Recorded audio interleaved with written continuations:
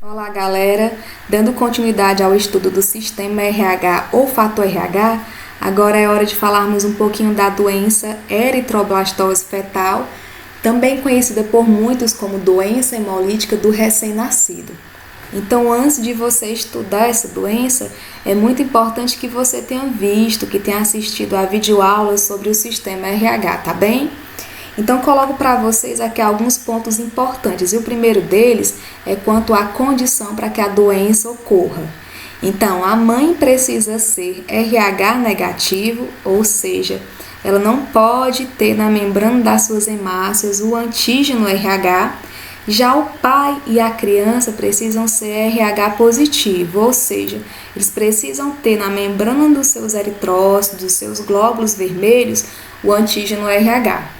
Eu vou expor para vocês uma imagem para que vocês possam entender melhor como é que a contaminação ocorre.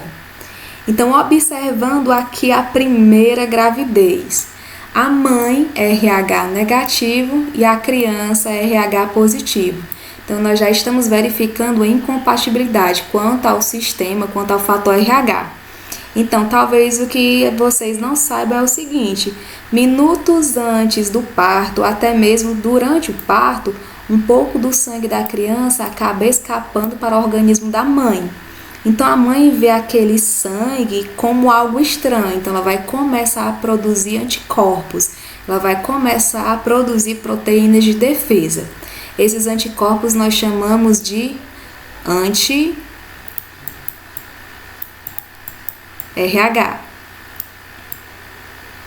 Então vocês devem estar se perguntando, então o que é que vai acontecer com essa criança? Com essa primeira gravidez nada acontece com a criança. Por quê? A mãe vai precisar de algum tempinho para que esses anticorpos sejam produzidos. Então eles não irão atacar o organismo da criança.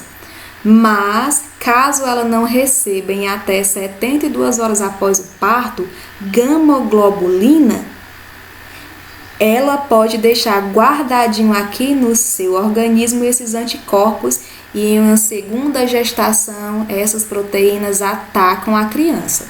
Então vamos analisar aqui a segunda gravidez.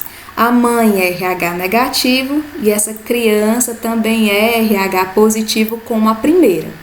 Então os anticorpos que ficaram aqui guardados em seu corpo atacarão a criança. Os anticorpos irão atacar as hemácias da criança. Eles passarão pela placenta e irão diretamente nas hemácias dessa segunda criança. Então, o que é que nós podemos observar aqui? Que vai haver um encaixe perfeito do anticorpo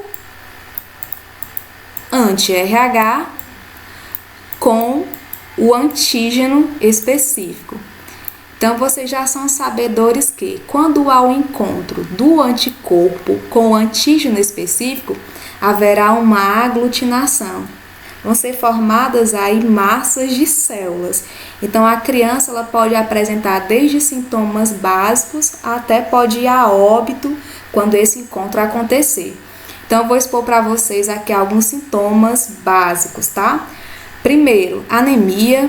A criança pode também desenvolver uma icterícia, então a hemoglobina dela vai ser produzida em menor quantidade e em maior quantidade a bilirrubina, que vai deixar sua pele e também seus olhos amarelados.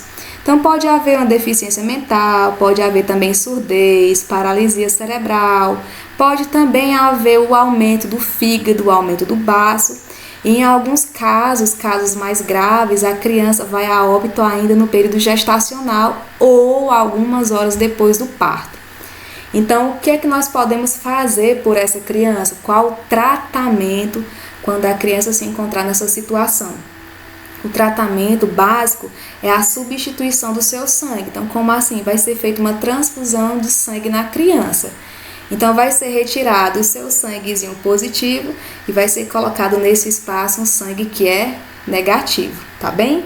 Então, vai haver a substituição do sangue da criança por um sangue negativo que não será destruído pelos anticorpos RH da mãe que passaram para ele através da placenta. Então, é isso que vai acontecer, o recebimento de sangue negativo para que a situação aí possa ser contornada. Mas isso vai ser para sempre? Então esse sangue negativo vai ficar no organismo da criança para sempre? Não, talvez o que vocês não lembrem é que essas hemácias têm um tempo curto de vida.